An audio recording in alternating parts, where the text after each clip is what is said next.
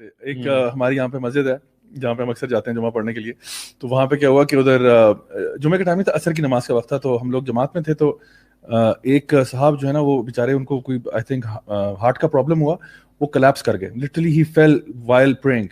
تو اب کیا ہوا کہ کچھ آس پاس لوگ تھے, وہ میرا خیال ہے وہ اس میں آ گئے کنفیوژن میں کہ وی شوڈ ناٹ موو.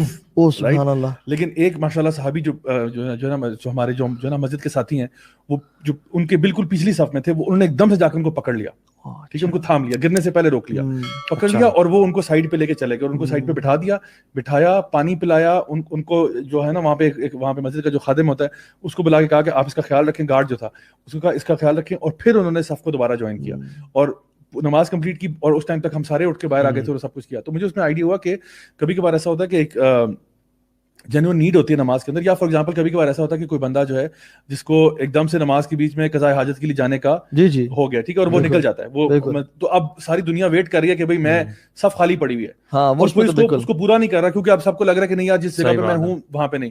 تو یہ ہمیں بتانا چاہیے کہ جہاں پہ ہلنے کی اجازت ہے وہاں پہ آپ کو ہل لینا چاہیے. اور یعنی میں سمجھتا ہوں ہمارا دین اتنا پرفیکٹ ہے نا, اتنا بیلنسڈ ہے کہ باقی ساری مذاہب میں نا وہ آنکھیں بند کر کے بس اپنی عبادت کرتے ہیں, دنیا سے اپنے آپ کو کٹ آف کرنے کی کوشش کرتے ہیں. ہم کہتے ہیں نہیں, آپ کی آنکھیں کھلی ہوتی ہیں نماز میں, آپ فزیکلی دنیا میں پریزنٹ ہوتے ہو لیکن آپ اللہ تعالیٰ کو یاد کر رہے ہوتے ہو. اور ہمارے پورے دین کی فلسفی ہے کہ آپ while living in this دنیا you have to follow your دین. ہمارا دین رہبانیت کا دین نہیں ہے کہ آپ اٹھ کے غار میں چلے جاؤ, دنیا سے کٹ آف. یہ تو آسان طریقہ ہے, فیملی کو چھوڑو پرے, فلاں کو چھوڑو پرے, جاؤ جنگلوں میں جا کے کسی غار میں رہ جاؤ. یہ تو وہاں کے منکس کرتے تھے, جو monastic faiths تھے نا, وہ یہ کرتے تھے کہ سب کو چھوڑ چھاڑ کے جاؤ مسجد میں جا کے کسی غار میں چلے جاؤ.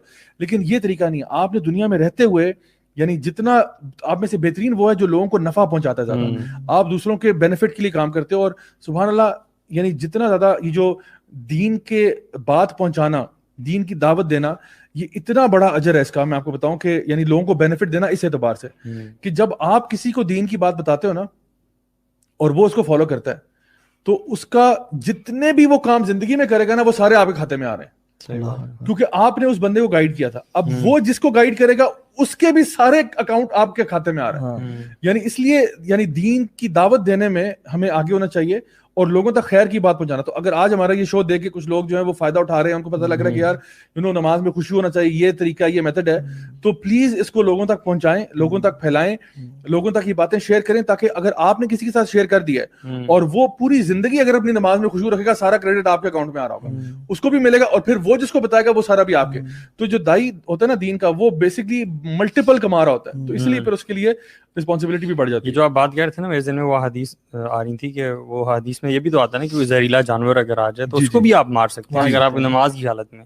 تو اس طرح کے کام بھی جو ہے ہمارے دین کا حصہ ہی ہیں. وہ ایکسیپشنز جو ہیں, جیسے اللہ کے نبی صلی اللہ علیہ وسلم سترہ رکھنا بڑا امپورٹنٹ ہے. ایون سترہ رکھنے سے وسواس بھی کم ہوتے ہیں, کیونکہ شیاطین بھی آپ کے آگے سے گزرتے ہیں تو ڈسٹریکٹ. ٹھیک ہے, سترہ کے بغیر نماز نہ پڑھیں. واٹ از سترہ؟